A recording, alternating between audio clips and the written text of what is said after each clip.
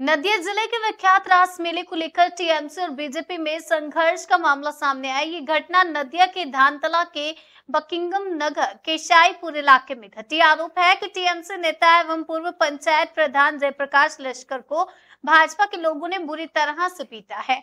घटना के समय वह अपने घर वापस लौट रहे थे, तभी पहले उनका रास्ता रोका गया, उसके बाद उन पर हमला किया।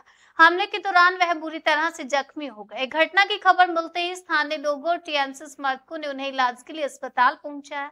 बीजेपी की तरफ से पूरे आरोपी को निराधार बताया गया है। बीजेपी के नदिया दक्षिण जिला के वरिष्ठ नेता प्रदीप विश्वास ने इस पूरी घटना को मनगढ़ंत कहानी बताया।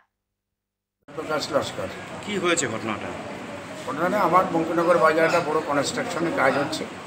ওখানে লেবাররা থেকেও কাজ করে, অনেক লেবার বাড়িতে যায়, তাদের ডেলি আমি পেমেন্টটা দেওয়া হয়। কাজের শেষে ছেলেকে নিয়ে আমি ওখানে ওদের পেমেন্ট দিতে যাই। ফেরার পথে ছেলে গাড়ি চালাচ্ছিল, আমি পিছনে ছিলাম। পরিমলের যে চায়ের দোকান, ওখানে কিছু বিজেপির ছেলে পেলে ওই প্রদীপ বিশ্বাস বুথ সভাপতি 235 নম্বরের ওনার উস্কানিতে রাসকে কেন্দ্র করে নিয়ে আমাদের যে রাসটা যুব কল্যাণ সমিতির পরিচালনায় হয়, সকল গ্রামবাসীর প্রত্যক্ষ পরোক্ষ সহযোগিতাও থাকে ওই রাসে। সেইটাকে কেন্দ্র করে যাতে রাসটা না করতে পারি, সেইটা বন্ধ করার উদ্দেশ্যেই আমাকে মারধর এবং অকথ্য কিস্তিকামারি গালিগালাজ ওই রাসকে কেন্দ্র করে। এটাই হচ্ছে এদের মূল উদ্দেশ্য। কোথায় কোথায় লেগেছে আপনার? আমার প্রচণ্ড লেগেছে, মাথায় 3টে সেলাই পড়েছে, কানের ভিতরে পড়েছে 3টে সেলাই। প্রাথমিক পর্যায়ে আনঙ্গাটা হসপিটালে দেখানো হয়েছে, সেখানে সমস্ত রিপোর্টপত্র আছে। এবার এটার পরে আমি থানায় একটা কমপ্লেন করি, আমার ছেলে আর কি করে।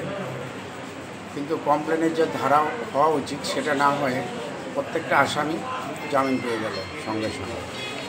লেভেল সেকশনে জামিনটা দিয়েছি। আপনি কোনো রাজনৈতিক দলের সঙ্গে যুক্ত? আমি এক্স প্রধান। কোন দল? আমার তৃণমূলের। কোন পঞ্চায়েত?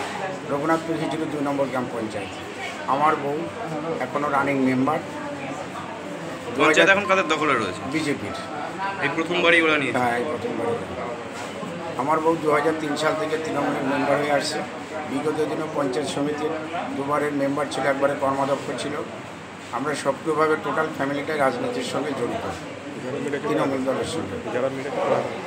যারা মেরেছে তারা কোন দল করে? ওরা বিজেপির, একদম বিজেপি। মূলত মারার কারণটা কি? তাহলে রাজনীতি? ওই রাসকে কেন্দ্র করে। আপনাদেরকে পুজো করতে দেবে না? দেবেই না।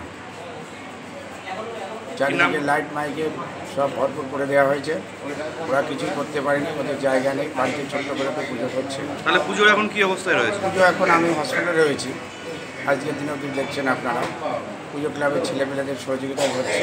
কালকের থেকে আমাদের মূল প্রোগ্রাম শুরু হবে। দুদিন অর্কেস্ট্রা, একদিন নাচ, একদিন বাউল গান আছে। কি নাম বললেন আপনি? জয়প্রকাশ লস্কর। কি অভিযোগ যেটা রয়েছে কি বলবেন তার পরিপ্রেক্ষিতে? আপনি যে অভিযোগ করলেন, আমার নেতৃত্বে আমি ভারতীয় জনতা পার্টি নদিয়া জেলা কমিটির সদস্য। ঘটনার যে সময়, সেই সময় আমি বাড়িতে ছিলাম, ঘটনাস্থলে আমি ছিলাম না। ঘটনাস্থল হচ্ছে বাজার।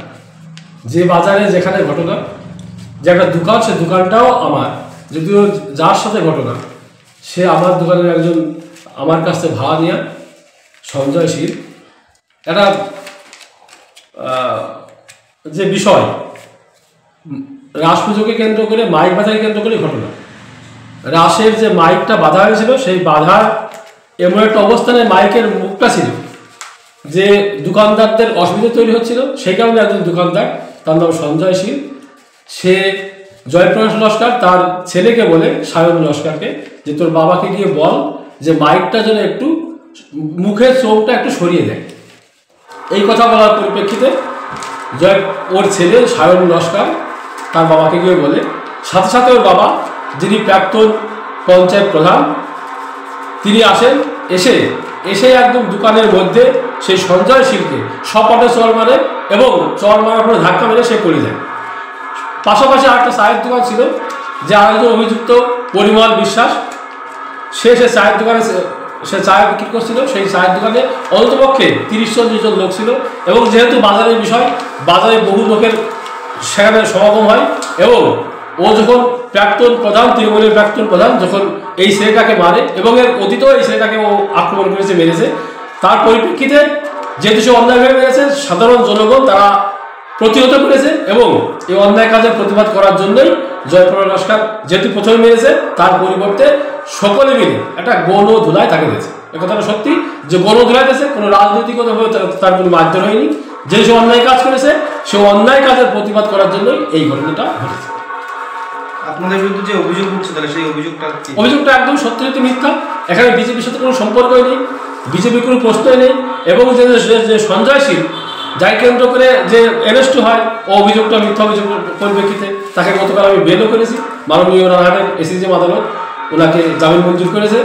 কিন্তু যেহেতু পার্টির কোনো এখানে বিষয় নয়, বিষয়টা হচ্ছে ব্যক্তি কেন্দ্রিক বিষয় এবং যে সঞ্জয় শীল সে গত নির্বাচনেও সে জয়প্রকাশ লস্কর তার সাথে ভোট করেছে। সে কিন্তু আমাদের পার্টির সমর্থকও নয়, আমাদের পার্টির দলদীয় নয়, পার্টির নেতৃত্বও নয়, কর্মীও নয়, সে একদম তার দলেরই কর্মী। কি নাম দাদা আপনার? আমার নাম প্রদীপ বিশ্বাস, আমি অ্যাডভোকেট রানাঘাট। কি নাম আপনার? আমার নাম সঞ্জয় শীল। কি হয়েছিল ঘটনাটা ওই দিন? ঘটনাটা এখানে চায়ের দোকানে 20-30 জন লোক ছিল, আমিও ছিলাম। তো ছেলেটা এমনি গাড়ি নিয়ে যাওয়ার পর তোর বাবা বাড়ি আছে, বাবাকে বলো এখানে একটু অভিযোগ করছে মাইক নিয়ে মার্কেট এই বাজারটার মধ্যে যদি একটু রাসমাঠের আয়ত্তে রাখে তাহলে সবার একটু সুবিধা হবে। ওই ঘটনার পরেও বাড়ি চলে যায়, যাওয়ার পরে বাবাকে ডেকে নিয়ে বাবা বলতে কে? জয়প্রকাশ লস্কর। আচ্ছা, তখন আমাকে ছেলেকে কি বলেছিস, তখন আমাকে থাপ্পড় মেরেছে। থাপ্পড় মারলে এখানে যে 20-30 জন লোক ছিল কেন সঞ্জয় গায়ে হাত দিল, তখন সবাই হাত দিয়ে মার শুরু করেছে। তাছাড়া এখানে যে রড মড বাঁশ মাস কিছুই নেই। তারপরে ফিরে যে ওই পর্যন্ত চলে যায় এসে বলছে মামা আমার ভুল হয়ে গেছে। তো সবাই বললো তাহলে এ নিয়ে কোনো পদক্ষেপ নিয়ে না, তাহলে আমরা কোনো পদক্ষেপ নেব না, এই পর্যন্ত। তখন আমি উকিলবাবুর সঙ্গে আমি প্রদীপ মেম্বার নামে একজন ছিল, তার হাতে লেগেছিল পড়ে যেয়ে, তার নিয়ে যে মেডিকেল করাইছি, করিয়ে নিয়ে থানায় আমি চলে গেছি। থানা ওসির সঙ্গে কথা বললাম যে স্যার এই বিষয়ে আজ 10টা বছর ধরে পঞ্চায়েত জ্বালাচ্ছে বা আমার গ্রামটাকে একদম শেষ করে দিলে 10 থেকে 15 জন এরমভাবে চড় থাপ্পড় বেড়েছে, যা আমাদের রাতের ঘুম কেড়ে নিয়েছে। আপনি কোনো রাজনৈতিক দলের সঙ্গে যুক্ত? আমি কোনো রাজনীতির সঙ্গে যুক্ত করি না, আমি গরিব মানুষ, আমি কাজকর্ম করে খাই।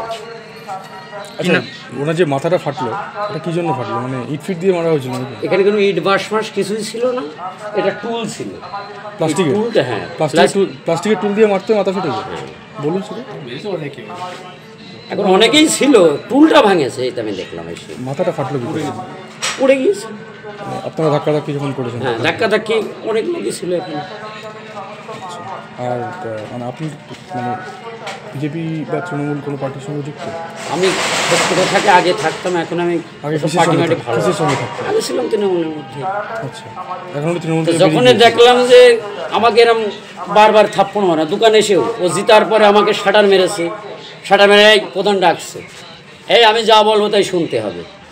আপনার এই আক্রোশের কারণটা কি? হ্যাঁ, তো সেটা জিজ্ঞাসা করতে হবে ওকে ডাক করে জিজ্ঞাসা করে তোর সম্পত্তি বের করে নিয়েছি নাকি তোর আমার কাছে কোনো টাকা পয়সা তুই পাবি যেই করে না আমার। উনি তো বলছেন যে আপনি আগে তৃণমূল করতেন, বিজেপি করেন না, আমি দোকানদার না, দোকানদারিটা তো আপনার পেশা, মানে রাজনৈতিক ওনার অভিযোগ বিজেপি করে, আপনি তাহলে বিজেপি করেন না? না, আমি তো এখন বর্তমান স্টপ। আপনার নাম? কি নাম বললেন? আমি সাধারণ সঞ্জয় শীল।